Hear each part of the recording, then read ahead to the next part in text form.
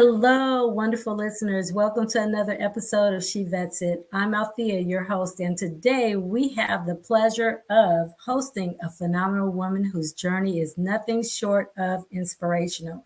Born and raised in Alexandria, Virginia, a retired U.S. Army Medical Service Corps officer, a dedicated mother, proud member of Alpha Kappa Alpha Sorority Incorporated, and the CEO of Resourcefully, Criss, LLC. Please join me in welcoming Crystal Tramack. Welcome to She Vets It.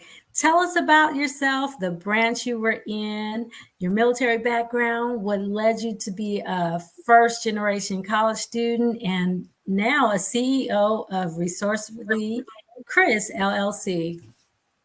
Thank you, Althea. So I am Crystal Tramack, as you said. I am a U.S. Army retired service-connected disabled veteran.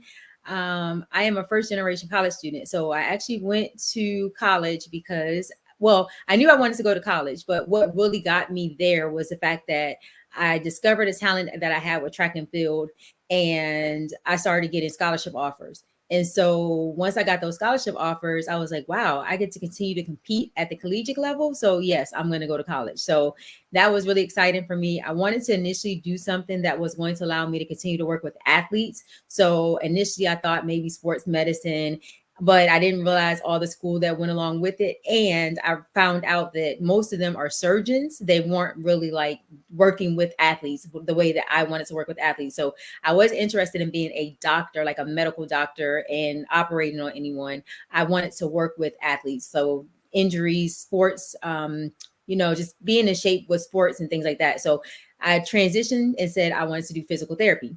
Well, I went on to college. I ran 4 years. I was at a Division II powerhouse.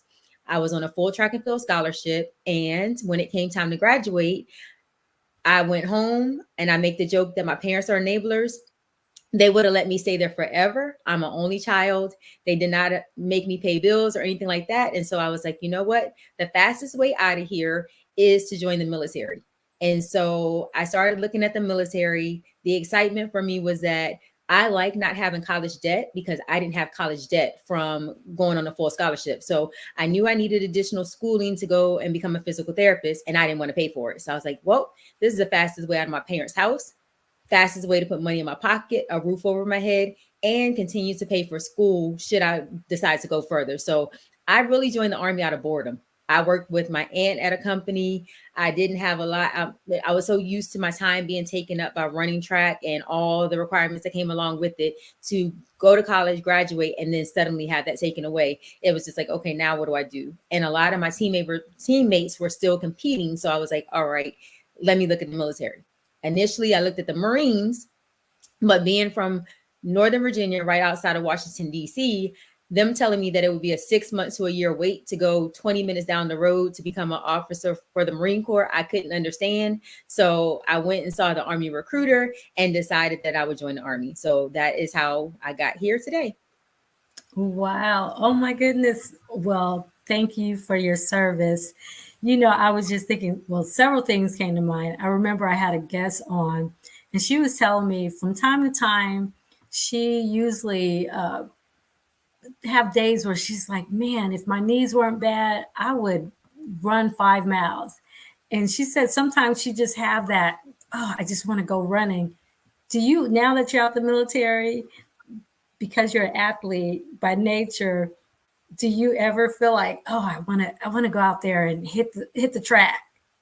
So that's a funny part too, because I'm actually, like you said, I am an athlete. I'm still an athlete. So I actually compete as a master's track and field sprinter. So I have various All-American. I've met the All-American standard for my events from the 60-meter dash or my 55-meter dash all the way up to the 400 and also the long jump. So I still compete as a master's athlete. And even though I have aches and pains, of course, because not only did I earn those as an athlete, I also picked up a lot of different things through the military service, ruck marching and PT tests and everything else that we have to do that the rest of the population is not doing. So yes, I still compete even through the aches and pain. And my physical therapist will tell you, my husband makes the joke. He's like, she doesn't listen. And he's like, I know she's an athlete. And so I have to meet her where she is. And so he does a great job keeping me ready and keeping me out there and active. So I do run. I'm a sprinter, but the military did introduce me some more distance running. I did have to run a season of cross country as a senior in college. However, that was not my heart or my desire, but I grew to like it more as I got older because it gives you that time to think. So, question, and Yes. this is not a question that we had planned on talking about, but I want to find out, in the mind of the athlete, what is your motivation to get you out there to work out? You know, in the military, we have no choice. But what's your mindset of getting out there on the field, routine of working out? So my mindset is that track and field really was something that I didn't know I needed. So I was going through, I had different things going on in my life, you know, just at home and things like that. And I really wasn't all that interested in school. I did the minimum to get by. I wasn't a troublemaker or anything like that. But I had a friend that asked me to come out for the basketball team.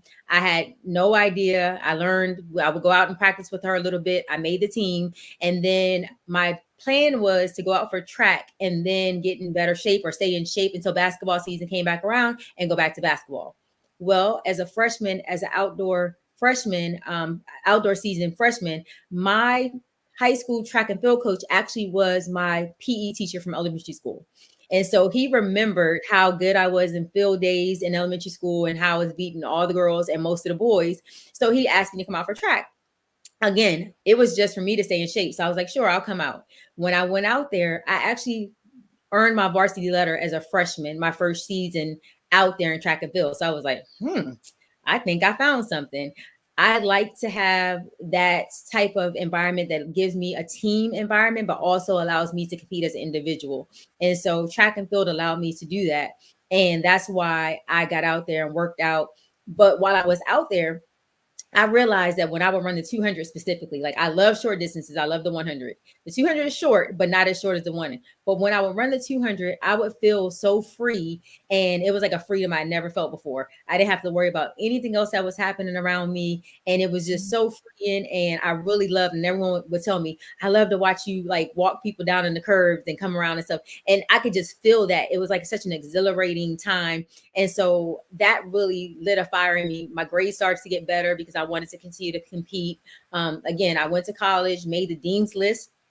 I was not an AB student in high school or middle school or anything like that. So for me to go to college and get on the dean's list and move into the honors dorm and then go on for continued education, all of that is very big because track and field was the thing that started that for me. It was the catalyst on my journey to just doing so many things that I've done in life. So that's my motivation. It really gives me a peace like nothing else, even the grueling pain, but I love competition and I love pushing myself to be better each time. I love that. So it was definitely that incentive, like, wow, you know, I'm on the field and I'm doing some things and it's affording you a college education. You're like, well, let me keep running. Let me tell you a story. I don't think I ever told this on She Vets It, but I remember I was in middle school and I was running track.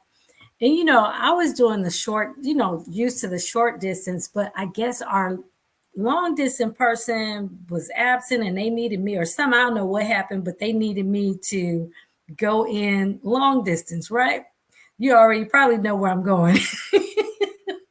So look, I get out there on the field and I'm like, I'm trained, you know, I've trained for short distance. So what do I know how to do? Is run fast, not pace myself. So I get there, I run. I'm like running. I'm booking everybody. And then next thing I know, I'm like out of gas. And I think I was traumatized after that because it was a horrible ending. So But booking is funny to me because that took me back when you said that. But I mean, did it took, well, I guess when you have a good coach, you know, they explain the difference. Like what you do in sprinting, you don't do in long distance is because you need to build up for that last lap. you don't want to just be out of breath on the first lap and then you can't go to the other laps. I didn't know that, or maybe I just it was just at the last minute. I wasn't mentally prepared for it, and so yeah, so I don't think I've ran track since then. Oh, we would love to have you back, but I will tell you that most coaches probably just aren't thinking about it. If they're just getting you to sub in for that moment, they're not thinking about it. So some of it is trial and error. And you got to think about it. Most of the time, your high school coaches are more so volunteering their time. They may be getting an additional stipend to do it, but it doesn't mean that they are a student of the sport. And so they know all that stuff. That's So true. I, That's true. so to tell you a little bit, like I'm from Northern Virginia, I'm from Fairfax County. At the time when I was in school, sprinters were not a big deal in our area. Like DC, Maryland, sure. But Northern Mhm. Virginia, no, it was more of distance. You did have some jumpers and things like that, but more of the distance was the focus. So I didn't get as much as you might like to give credit for. However, I did have additional resources with a summer track and field coach who worked with me. And then I will tell you, I didn't know. So even though the 200 meter is a short distance, I remember my first time running the 200 like I ran the 100, and that was a mistake. And I remember, as I used to say, you picked up everything, the kitchen sink and everything, that last 100 meters going around that curve. And so I know the feeling, but I felt it in the 300. I felt it in distance races and everything else. So part of it is trial and error and just kind of seeing what your body does. So you're not alone, but we would love to help you back. Oh Lord, I think I might be too old now, unless there's like a senior competition. It is faster. So it starts at 35 and up. Some places it's Oh, 30 and up, but there are people out there competing in their hundreds, 90s, 80s, and everything. And everyone is very welcoming and very supportive. So we would love to have you. oh, thank you. Well, I Right? have a couple of friends when I was like in my 20s, they were in the military. They were Marines, male and female, and they were running, I think it was the Junior Olympics. They were doing some things, but they were like military Mm-hmm. and they were trained. That's all they did was train to run. They were in track and field, and that's all they did. And I was like, I didn't even know that was such a thing, but yeah. Yes. So with the all army sports, they actually have that in all the services where you can compete in certain sports for that military service, and that is actually all you do. Just like the military bands, you are a part of that sports team. And so when I got to my first assignment in Fort Drum, New York, which is 20 miles outside of Canada, I was actually starting to train to go out and try out for that all army team. I didn't know it was a thing before either, but I found out about it. And so the unfortunate part for me was I joined right before September 11th. So when I got to my first assignment shortly after arriving, September 11th happened, and they actually took away the track and field portion of the all army team. And so then I wasn't able to apply. So that was how I did not even have the opportunity to do that, but I would have loved to do that while I was in service. Oh, wow. So you mean to tell me no military, Army, Navy, Marines, no one was able to compete in track and field? So I don't know if anyone else was competing anymore, but I knew that the Army had put that portion of the program on hold. So they did still have basketball, but track and field Mhm. wasn't one. They didn't have the open applications for the competition anymore. But I was already like planning to go to Syracuse and train with some coaches down Mhm. there, and then put in like going out for the trials and trying out for the All Army team. Okay. Okay. So I'm going to get us back on track. I know I went way, look, I went way out there, but I love it. We get a chance to learn more about you and the things that you love before the military, what led you to become a first generational college student, which is awesome. It's kind of like joining the military. The military pay you to stay fit, and then track and field paid you to go to school. So that's a beautiful thing. Now going into you now join the military, and then you decide to leave the military and transition as a CEO. What was that transition like, and to lead you to now being the CEO of Resourcefully Criss LLC? So I will actually tell you that I did not decide to leave the military. I know that most of the time there's a conversation about, oh, when you get to this point in your career, you need to make a decision to stay or to go. Well, I was over that point, and I had been selected to go to school fully funded for a graduate program, which would have been my second master's degree. Only a select few individuals are selected for this program. It should be some of the top individuals within our branch. So I was a medical service corps officer at the time, and I had been selected to go to school fully funded in a civilian status for a healthcare administration degree. And I would have been attending North Carolina A&T. So Congress mandated that all the services shrink back down to size from the pre-conflict time and get back to their normal numbers. Unfortunately, I was one of those individuals that was caught in that number. So in that year, within the 6-month time frame, my packet was reviewed for promotion to major. It was reviewed for separation and a downsizing, essentially a layoff for those that don't know how, that language on the military side, but it's essentially a layoff. Then the next thing I was considered for was that I backed up. I got selected for the education program. Then I was selected for downsizing, and then I was considered for major. So all of that happened at one time with the exact same packet. So it was surprising that you selected me to go to school fully funded, where I would have been in a civilian status for 2 years. However, I would have still been getting my full pay and benefits and getting consideration for promotion. But you selected me for downsizing and then decided, oh, I'm going to put a note in here and it's going to be fair. I'm going to tell them that you're being separated, but we're going to consider you for major. So that was my first look for major. I had 5 years at the time left to make 20 years as a full retirement, when we were still doing that old retirement system where you walk away at 20 years with a retirement check, and you didn't have to make any other contributions. And so I had less than a year to get out. And the offer was to go to the reserves, the National Guard. And if you were to do that, you needed to waive your veterans benefits through the Veterans Affairs Administration. You could not take that. Or if you had 15 years, you could take an early retirement. So I had 15 years and 8 months at the time that I separated. So I took the early retirement. So that was the start of my transition. It also happened in the winter. So as we know, during the winter time, things slow down. What's not happening? So school's not in session. So I could not use the GI Bill to get that stipend. And most agencies are not hiring during that time. And then to top it off, the government went into a hiring freeze.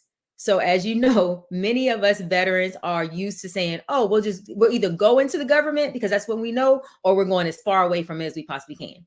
So I started applying for jobs because I had not planned to not get that next promotion or two. And I still had 4 or 5 years. I made some decisions with my home and being in the area. And I'm like, oh, I'll get a chance to put this money back, and build my savings. Well, that didn't work. So I was left to rely on credit cards when I initially separated, because Social Security did not recognize the fact that you were laid off because you are getting a retirement check in the future. So you will not qualify for unemployment. So I went those couple of months where they have to do an audit of your records to make sure you don't owe anything before they give you a check. So it was quite a time for me. And I did some substitute teaching during that time frame, and I applied for some other positions. I worked for a contracting agency a little bit. And when the hiring freeze was lifted, I was finally offered a position with the federal government. So that was my lead into the federal government, but I learned how to navigate that system better, improving my resume writing, my interviewing, and also my applications to give me a better opportunity. And so then it started being, well, Crystal's getting all these jobs, and every job that she gets is better than the last. So ask her, how do you do this? And so then that's when I started sharing that with everyone. So that is how I got there. And so it became, well, I'm already doing this, and I'm doing this in addition to my full-time job and being a mom and being a wife. So how do I turn this into a business so that I can give my undivided attention to other veterans like myself that have gone through this process and understand that the transition services, what we get when it comes to the employment piece and when it comes to the veterans benefit piece they sound good on paper. They look really good, but they don't really translate to results, especially results that we need. And so most of the individuals that they'll say, go to Crystal. And so I'm spending time doing all these things with them, and I'm getting them the results with their disability, and whether they have documentation or not, I'm helping them get in the government and getting promoted and moving around and changing jobs and doing the same thing with myself. So I said, yeah, I'm going to turn this into an opportunity for me to, one, share my story as a speaker, and then two, that I have the opportunity to coach others through this process while we're bridging the gap on what's missing in the transition process. Wow. Oh my goodness. Wow. Wow. So you definitely learn. I'm like listening to you, and that's the one of the issues that a lot of veterans have is really being able to navigate through the systems of maybe it's government or corporate. What do you find helpful? Is it the translation? Is it the word translation from military to civilian? What is some of those obstacles that veterans tend to have problems with? So sometimes we will think that because other people have been out in the private sector so much longer than we know we have skills to bring to them, but we don't necessarily know how to present those skills. And the private sector doesn't really know how to understand our skill set either. So they just like they're looking at us like, okay, you were in uniform, you went out there and killed people, you might have PTSD. I may or may not work with you. So, or they offer us lower scale jobs. And so they're like, yes, we hire veterans.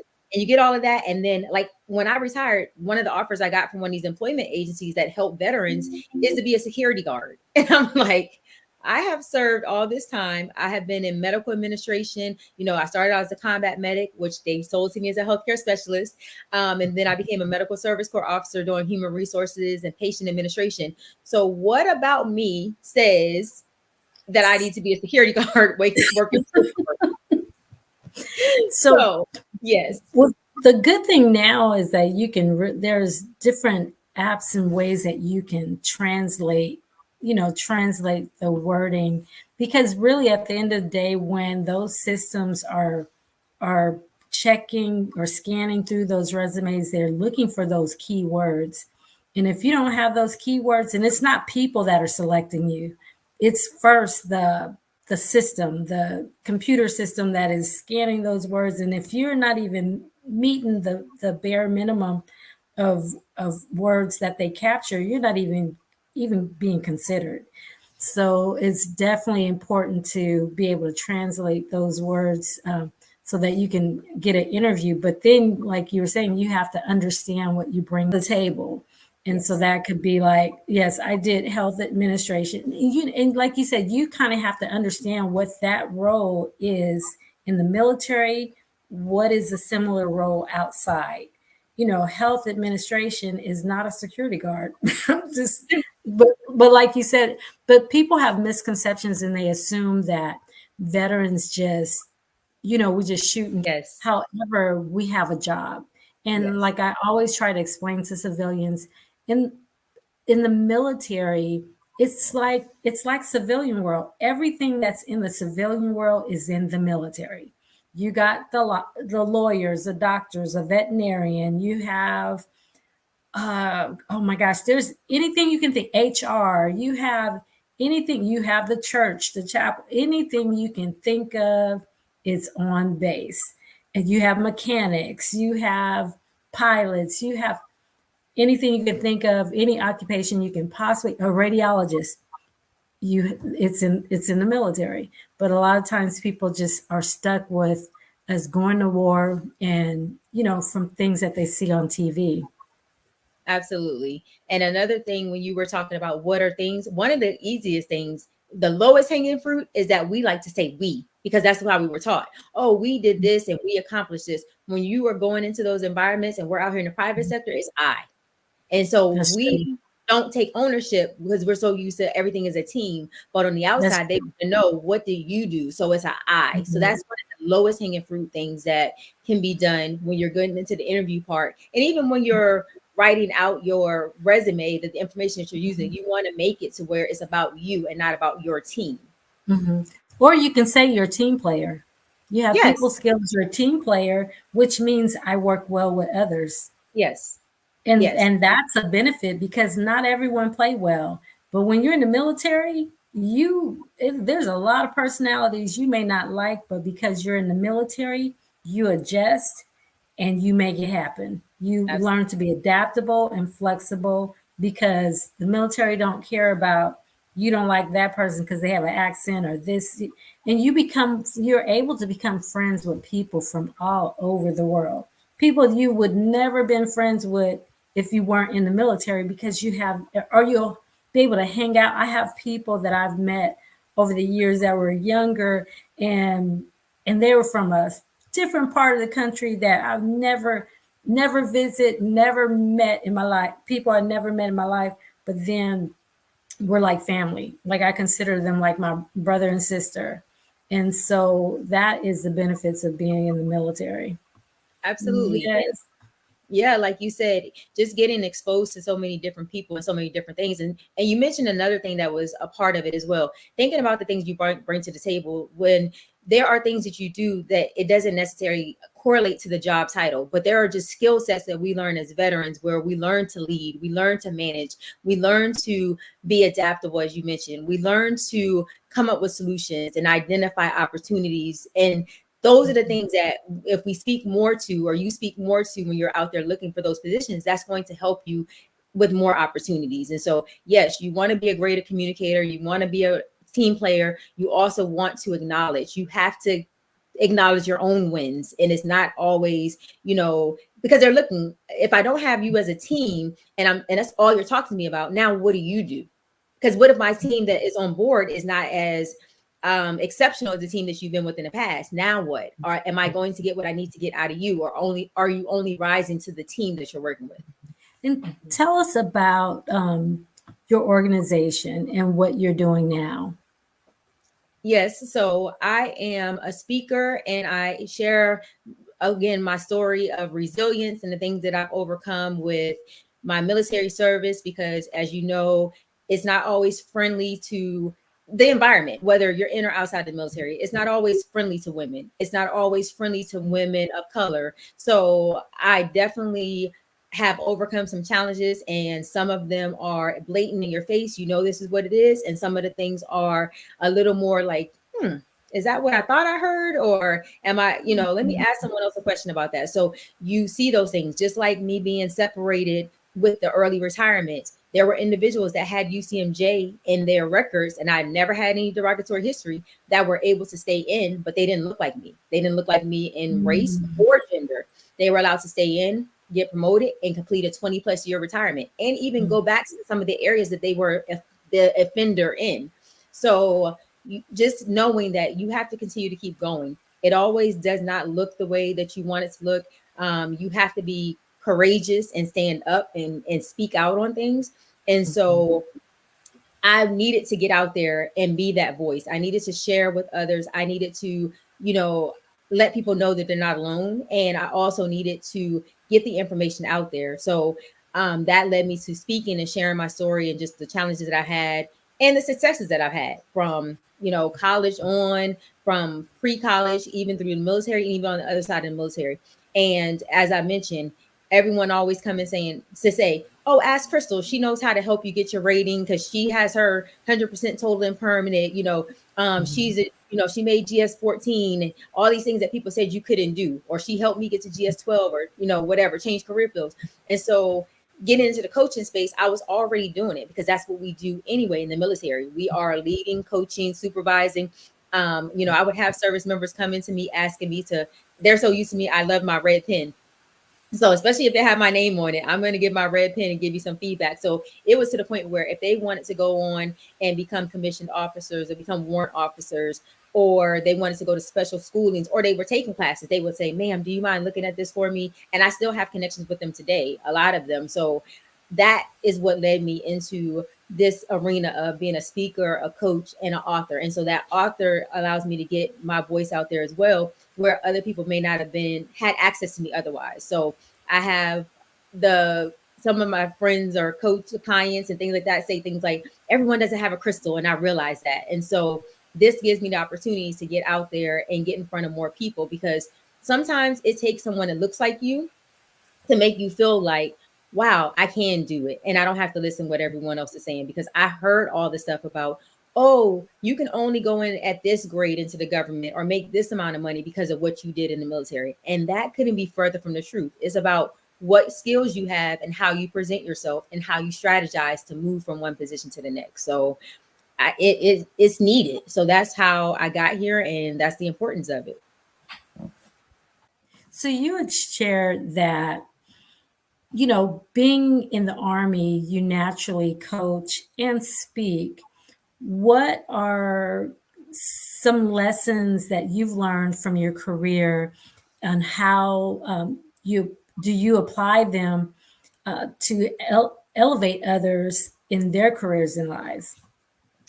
So some of the lessons I learned, I'll say, is one, being uncomfortable. You have to get uncomfortable, because when we're stuck in our comfort zone, that's not when we're growing. So I remember being a brand new recruiter and having to do presentations at the graduate schools and at the community colleges and at high school. And so I was getting people saying, oh, she's doing a great job and she's doing excellent with presentation. But inside, I'm feeling like, this is not me. I don't really, but I was getting great feedback from it. And then when I commissioned, it was the same kind of thing. They would ask me to narrate ceremonies.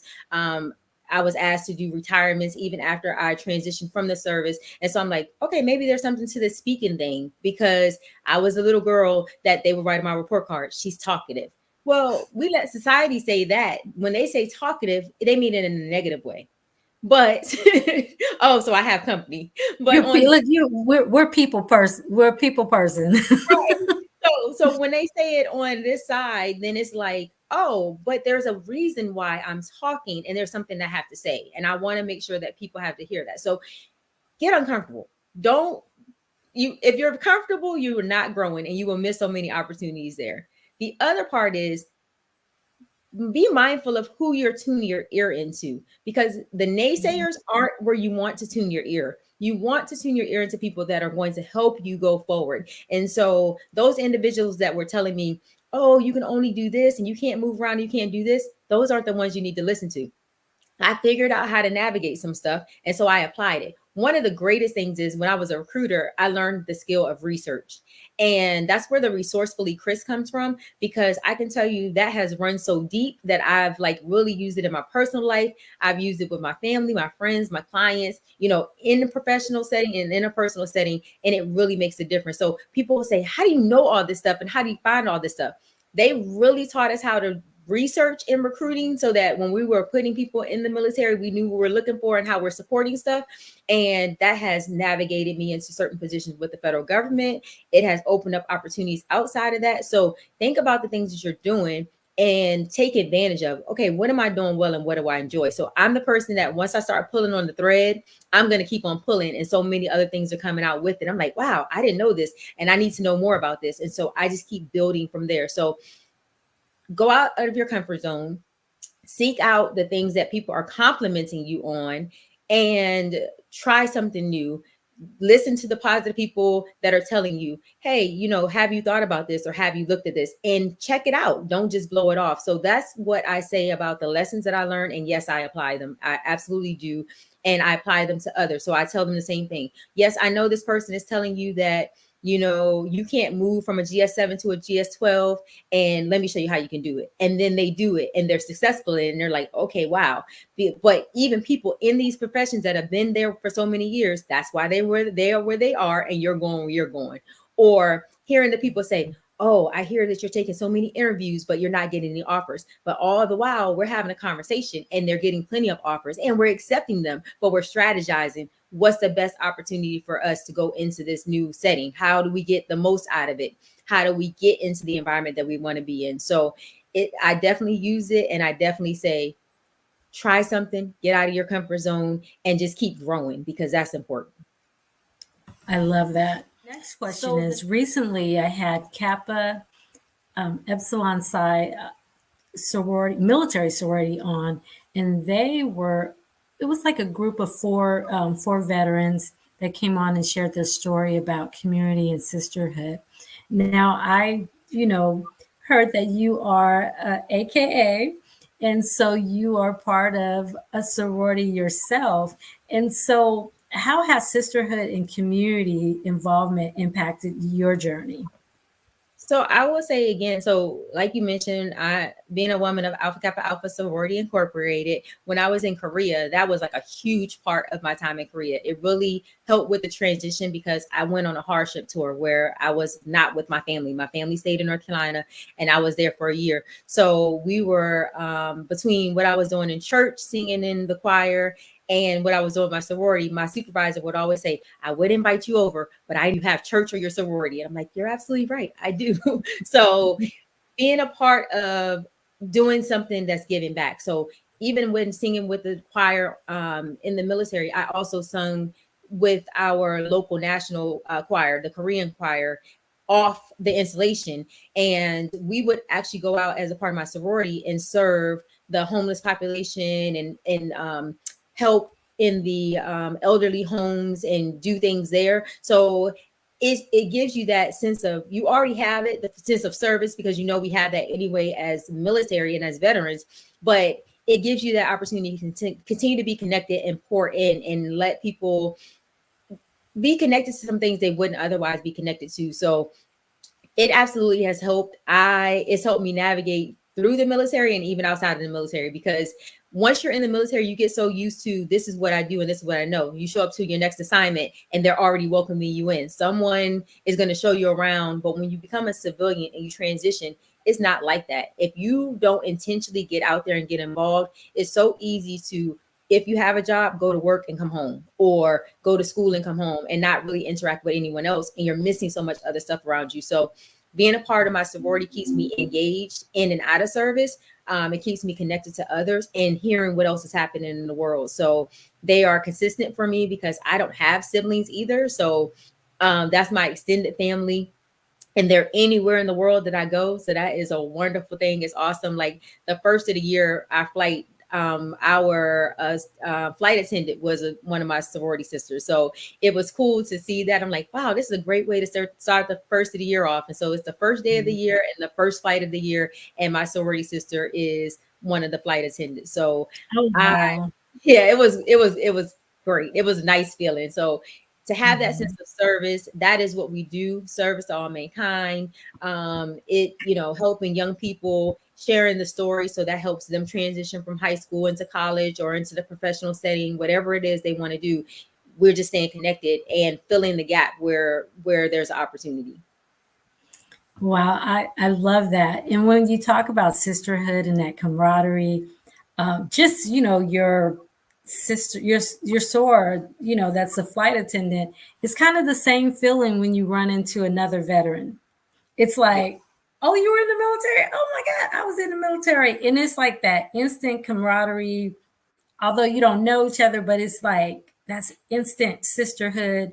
You probably, they could be anything. You don't know who they are, but somehow you guys just lock in, automatically. So I love that. And so and I think that's why it's so important for veterans to stay connected with veteran organizations, or maybe if they want to join a sorority, or if it's a male a fraternity or things. But finding communities. I always say, look, even if it's underwater basket weaving club, find your people, because a lot of times getting out the military, and we talked offline, the first year veterans are at a high risk for death by suicide, and they're 2 times likely to do that. So we definitely want to make sure that we stay connected, and more so that they know they're not by themselves. And then also to let them know that, yes, it's tough when you get out, because you're trying to navigate out of the military where it's very structured. You're giving guidance on everything to do. It doesn't matter what level you are in the military, there is someone that's giving you guidance on something, and everything's on base.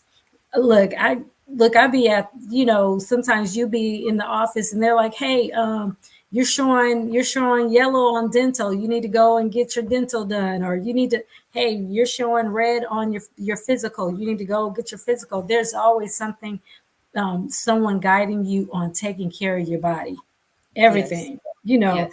But when Mhm. you get out, There's no one telling you you have to go get a physical. No one telling go, hey, go to the dental. Hey, you need to take care of this. Is your family paperwork done? Did you do your finances? Did you get your finances in track? There is no one monitoring you when you get out. Sometimes your doctor's appointment is 50 miles away. Maybe at one specialist might be 20 miles away when you're used to things being a half a mile away if you're on base. And so I like to use She Vets It as a rally point of finding out organizations and people that they can connect with to find information. And so now I have a new connect, and that's Resourcefully Criss, LLC. I appreciate you. But So much. yes, so I definitely want to share that. And as a best-selling author, what message or advice would you convey to women or and veterans aspiring to reach their next level in career in life, especially outside the military? So the first thing I'll say, Althea, is like I remember going from enlisted commission. That set a tone for me. When I was enlisted and I thought a certain thing about people because there's a separation. So I thought a certain thing about a people that were not in the caliber that we were in at the time, and I was like, okay, they have their stuff together, and this is why they're put in charge. Mhm. Then I commissioned, and I was like, huh. Okay, that's not quite true about a lot of people here. You have some book knowledge because you graduated, you went to some school, whatever. But when I switched over, I still, as opposed to me saying, I don't, something needs to be faxed, and I don't take the time to learn how to fax it. I'm going to let someone else fax it because I'm in charge. I'm asking questions. Hey, how do I scan this? How do I fax this? Fax this? And it may sound very simple to you, but those skills, me asking those questions, I took and put them in my bag. So when it was time for me to do something else, I don't know when I'm gonna need to use it again. That was the same thing with me being in the, remember when they came out with the medical transition units for all the services to help with managing the care of the service members after the whole big Walter Reed thing, where they were saying they weren't taking care of service members properly in their health. So I Oh, the served at Warrior Transition Unit. yes. The So the Warrior you Transition Unit, the Air Force is the Air Force Medical Transition Unit. I think it's some sailor writing some other name for the Mhm. Navy. So they have slightly varying names. However, they essentially have the same mission. I worked at various levels. So I was in the policy side of it. I was a commander. I was the chief of military human resources. So I got to see a whole lot of things that I didn't know I would need. And that's what allowed me to successfully file my own claim and also support others.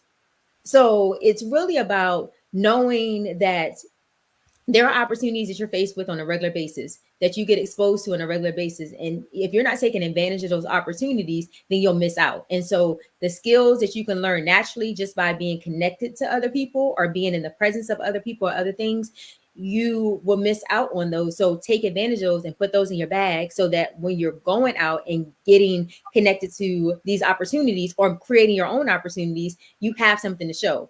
One of the jobs that I had, I never performed that function. I supervised the function, but I asked questions. So that landed me the position. And I used what I knew from recruiting, plus what I learned from asking this person questions that I supervised and seeing her do the thing. I talked myself into the position. And so I was able to get it. So definitely being taking advantage of what's in front of you, what's close to you, not always thinking it has to be a formal education process, and understanding that even when you get in these spaces, don't just get in there and get complacent and say, well, I'm here now. Okay, what else? What else is out there? If they're offering some training, take advantage of the training. If they're not offering, you look up the training yourself or ask other people around you questions. We talk all the time in the military. We had friends and battle buddies and airmen and whatever other wingmen and other kind of names that we like to use endearing terms, but we connected and locked arms with other people, and just hearing what they're doing, we're like, oh, okay, I can check that out and do that.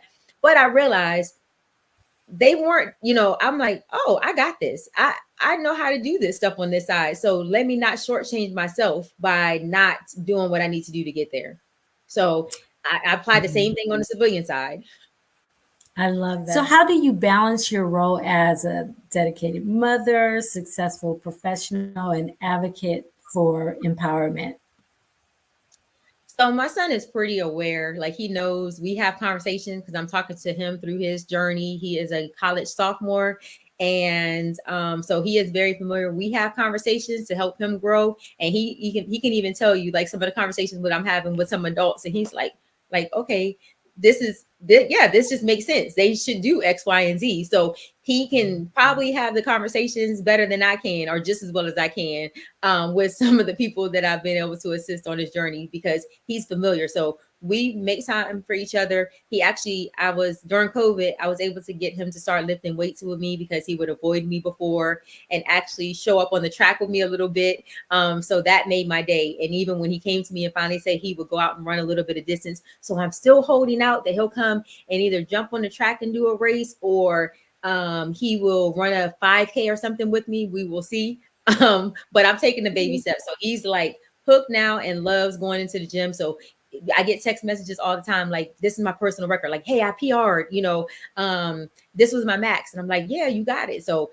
teaching him how to lift and just having a connection with him, we have those kind of discussions. And he's a very business-minded young man. And so we talk all the time. And so he's like, man, all right, let me help you with this, or what can I help you with? And when people ask him what he's doing, he's like, I'm working with my mom. So he is a business major in school, with a concentration and a minor as well. So he has a concentration in a subject and a minor in another subject. So he's on it. He's ready. And I'm like, listen, enjoy being a young man where you don't have any responsibilities. The other time is going to come. You are light years ahead of where I was. And so, because that's what we should have. Each generation should be better than the last. So I know that he's going to go out there and do well. We just continue to have conversations and stay connected. So we're always talking. And so, yeah, that's how I balance it. He knows what's happening. I bring him with me. Even I had a panel that I was speaking on, and I was like, it's summertime. Hey, come record this for me. So he came and sat up in the audience and recorded for me. And people were like, is he recording you? He's like, yeah. And then when they asked for questions, and this is in like a panel with professionals, and he was like, yes, I have a question. And he asked this question, and they were like, okay. He was like, I might as well ask it. I'm here with my mom. I might as well make, the best out of this chance that I have. So as they say now, I'm gonna shoot my shot. So, so yes, we stay connected. Awesome. I keep him involved. That is good. That's awesome that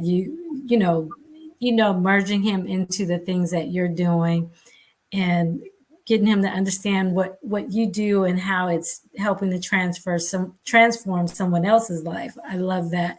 One question, getting out the military, what you know today, what would you tell yourself or someone who's just getting out of the military? What you've learned now, what would you tell them to do if they're transitioning out the military? So one thing I would say is I can't say one, but one of the things I would say is get connected to the community faster, because that will help you get out there and get engaged, and you have your ear to the ground and you hear about opportunities that you may miss otherwise. Every single opportunity that's out there is not printed somewhere. So someone else may have an opportunity for you that you could be a perfect fit for, but they don't know you and they don't know you exist. And so you just trudge along what you're doing, and they don't know how to find you. And so getting connected to the community, when they have different social networking events, showing up and getting connected and just talking to people, because we didn't really have to develop that skill. When you showed up to the unit, they were there to receive us. So someone became our work friend or whatever guide. When we first showed up, we didn't have to develop that. So it does take time, and the more you do it, the better you get at it. And just so building relationships on the outside of the military, as well as capitalizing on those relationships that we did build in the military, because someone transitioned out before you. There's somebody else already out here. So how did you successfully navigate this? Look to those that look like they have it together, look like they've successfully done it, and ask questions. And even as you see yourself preparing for transition, start asking questions and start getting connected to the outside, and not relying solely on the military transition classes, because you're taking in so much information at one time, and they mean well, but you're really drinking through a fire hose, and you're like, man, I got to get out here and get into an environment that I don't know anything about. This is all new. So you hear them and you don't hear them. we also know that you write stuff on paper that looks good on paper, but it doesn't always translate into real life, like executable things that yield results. So start getting connected in advance and start building that other side afterlife, because we are all going to transition at some point. There's no one that's going to stay in forever. And Mm. you might be high on the hog while you're in service and have a totally different status when you separate. You might not be on the high on the hog when you're in service, and you get out and you might be the top dog. So just be prepared to That's understand that true. it's a totally different environment. So be open, and just like you're sharing your perspective, hear other people's perspectives. And so that's what I would say to someone that is in transition. Yes. Oh my goodness. You are so right. Like when you're taking those, is it TAP or you're taking all these classes to get out and, they'll have tracks. I think there's the self-employed track and then there's a career track. And I'm telling you, when you get out, it's overwhelming.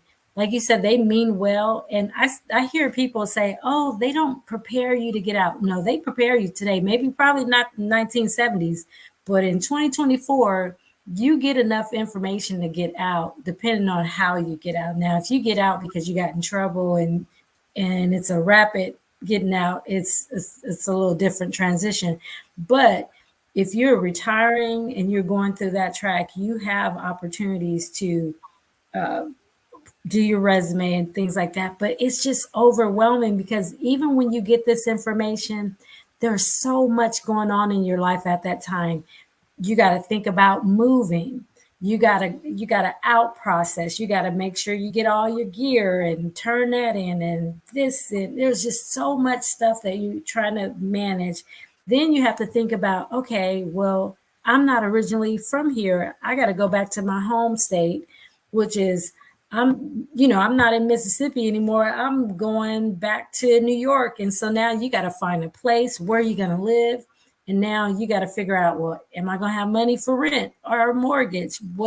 It's just so much information that it's hard to really use it right away. Like you said, they mean well, but it's not always, it looks good on paper, but it doesn't always, like you said, translate. And you said find a community, get involved with a community ahead of time, especially in your home, wherever you're going back, get connected to your VFWs, your American Legions, find out where the local VA offices are and things like that. What organization has that you vet that you say, this organization has been good to me, that's veteran related? Now we did talk about AKA sorority. What are some other organizations that you're like, you know what? Oh, for my business, this veteran organization was excellent. So it depends on what you're doing. So I'm still getting connected because I did that very thing. I got out and didn't get connected to the community. And I'm from here. I actually retired in my hometown, but I wasn't anticipating retiring here. So I'm from here, and my husband would make the joke. He's like, "You don't know where anything is, but you're from here." And I'm like, "Yes, I went to school and I ran track. I wasn't out touring everything else." So if you weren't in that world or that bubble, so basically, I left the track bubble, went to college, and did the college track bubble, and then went to the military, and then I was released back into the civilian sector. As a grown up when I left as a teenager. Mhm. So